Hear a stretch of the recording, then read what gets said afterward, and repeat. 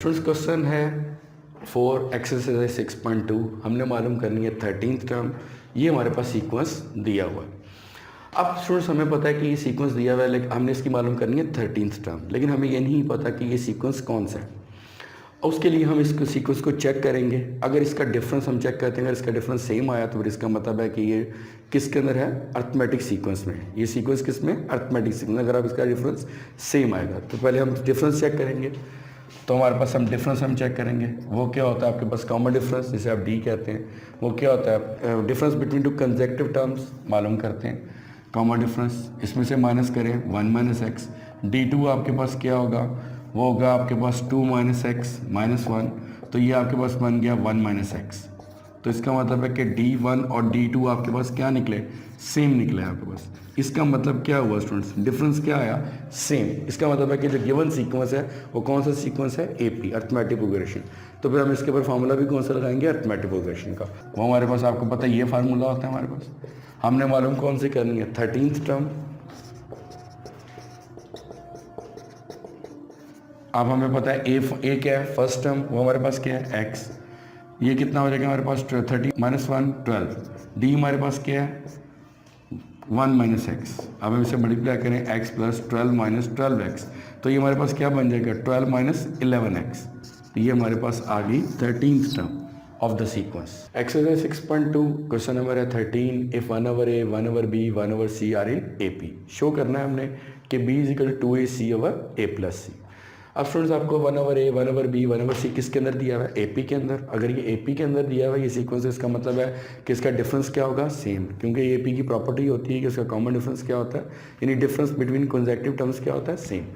तो हम इसको करने के लिए हम यहाँ से हम क्या निकालेंगे, D निकालेंगे। इसको आप D1 का नाम दे दें, 1 over b minus 1 over a को नाम दे दें। ये डिफरेंस हो गया, सेकंड में से फर्स्ट आपने माइनस की तो इसको आपने D1 का नाम दे दिया। D2 इससे आपके पास क्या रहेगा 1 over c minus 1 over b। अब आपको पता है ये सीक्वेंस किसके अंदर है, AP के अंदर। तो फिर डिफरेंस क्या होगा, सेम। इसका मतलब है D1 इज इक्वल टू क्या होगा D2। ये पहले से ऑलरेडी आपको दिया हुआ है क्योंकि गिवन सीक्वेंस किसके अंदर है, AP के अंदर है।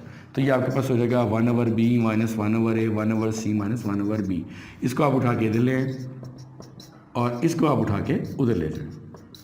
ये आप इसका एलसीएम ले लें 2 ओवर b, और ये आपके पास इसका भी एलसीएम ले लें। ये आपके पास रहेगा a प्लस c। अब आपको b चाहिए तो आप इसको आप क्रॉस मल्टीप्लाई कर दें 2ac is equal to b। ये रहेगा a प्लस c। अब आपको स्टूडेंट चाहिए क्या, b। ये इधर क्या हो रहा है, मल्टीप्लाई, उधर की क्या हो जाएगा, डिवाइड। ये आपके पास क्वेश्चन क्या हो जाएगा 2ac over a plus c। देखिए हमें यही चाहिए था। अब हमारे पास क्वेश्चन नंबर है 14। If 1 over a 1 over b 1 over c are in AP, show that common difference is a minus c over 2ac। अब आपको पता है स्टूडेंट्स ये भी डिफरेंस, ये भी क्वेश्चन नंबर बिल्कुल जिस तरह आपने 13 क्वेश्चन किया ये भी उसी तरह ही है। ये आपको सीक्वेंस किस में दिया हुआ है, AP में। तो इसका मतलब है डिफरेंस इसमें भी क्या है, सेम है, लेकिन आपने उसमें कॉमन डिफरेंस ही मालूम करना है। तो हम यहाँ पे हम क्या करेंगे, हम यहाँ पे D या एक D हमारे पास क्या निकलेगा 1 over b minus 1 over a। इसको आप नाम दे देते हैं 1 का। और एक D हमारे पास क्या निकलेगा, आपके पास डिफरेंस है बिटवीन टू कंसेक्यूटिव टर्म्स। तो ये हमारे पास 1 over b minus 1 over a, और एक D निकलेगा 1 over c minus 1 over b। इसको हम नाम दे देते हैं 2 का, नाम दे दिए 2 का। अब हमने क्योंकि डिफरेंस मालूम करना है तो हम इन दोनों को क्या कर लेते हैं, ऐड कर लेते हैं। जब हम इन दोनों को ऐड करें तो D और D में ऐड करेंगे तो क्या रहेगा 2D। जब आप इन दोनों को ऐड करेंगे तो 1 over b minus 1 over b से क्या हो जाएगा, कैंसिल। पीछे आपके पास क्या रह जाएगा 1 over c minus 1 over a। इसका अब आप क्योंकि अब आपने जब ऐड किया 1 over b minus 1 over b से क्या हो गया, कैंसिल हो गया। ये आपने प्लस वाली वैल्यू पहले लिख ली, माइनस वाली वैल्यू आपने बाद में लिख ली।